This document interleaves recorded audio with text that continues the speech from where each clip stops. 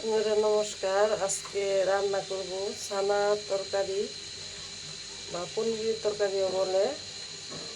দুধটা জাল দিই, দুধ জাল দিয়ে ছানা বানায় তারপরে দেখি বানাইতে থাকি, আপনারা দেখতে থাকেন। ছানা হওয়ার জন্য একটু লেবু দিয়ে দিব, লেবুর রস।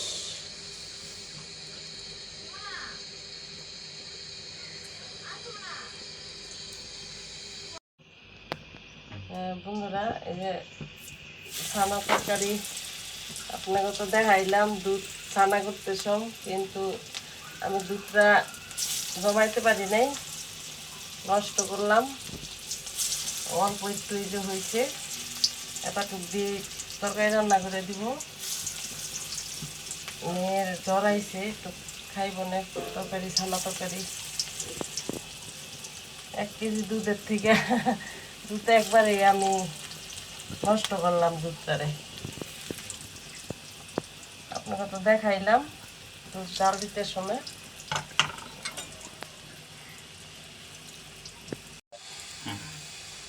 আমার এইটা হয়ে গেছে গা কষানো।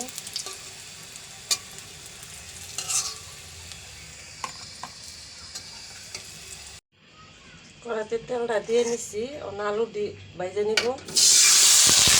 আলুর মধ্যে হালকা হলুদ দিয়ে দেব,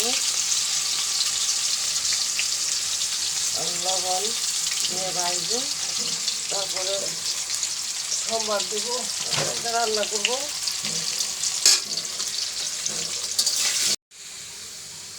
আলুটা ভাজা হয়ে গেছে, এখন নামাই ফেলবো।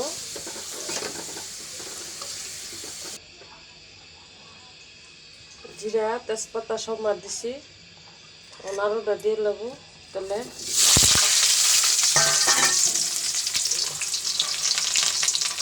হলুদ দিলাম,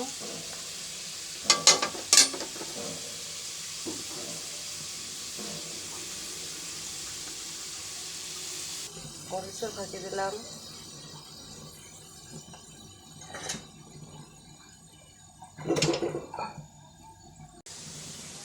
কষার পরে জল দিব।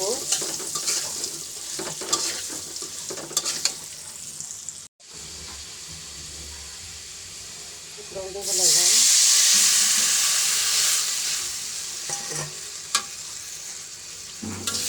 একটু পর পনির দিব, ছানাটা দিয়ে দিব একটু পর।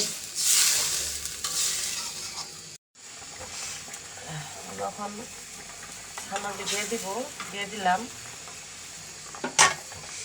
আমার ছানা তরকারি, আমার দুধটা নষ্ট করলাম, দুধটা নষ্ট করে ফেললাম।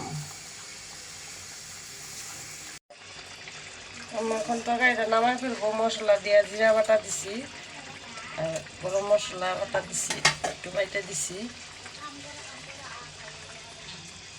অনেক সুন্দর কালার হয়েছে এটা। তরকারিটা ভালোই কালার হয়েছে। তরকারি দুধ তো নষ্ট হয়ে গেল, পারলাম না ছানা করতে। দেখে মনে হইতেছে অনেক স্বাদ হবে। আপনারাও বাড়িতে এভাবে ট্রাই করে দেখবেন। এখন নামাই ফেলবো তরকারিটা। এখন রান্না করতেছি আপনার মিষ্টি কুমড়া শাক দিয়ে একটা তরকারি, ছোটো ছোটো ওই যে জাটকা মাছ দিয়ে। জিরা দিয়ে দিলাম,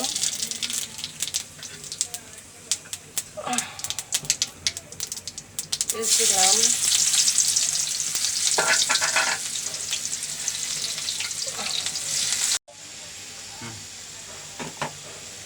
মিষ্টি কুমড়া শাকটি দিয়ে দিলাম।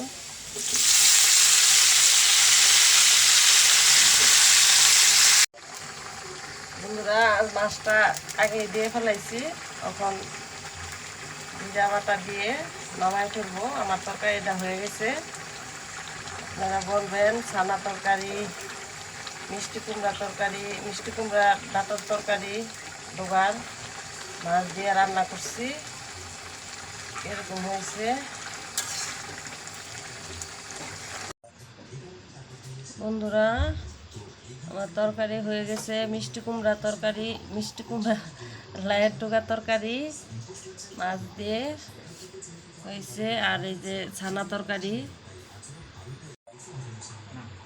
কেমন হয়েছে বলবেন বন্ধুরা, আপনারা আমার পাশে থাকবেন। ধন্যবাদ সবাইকে।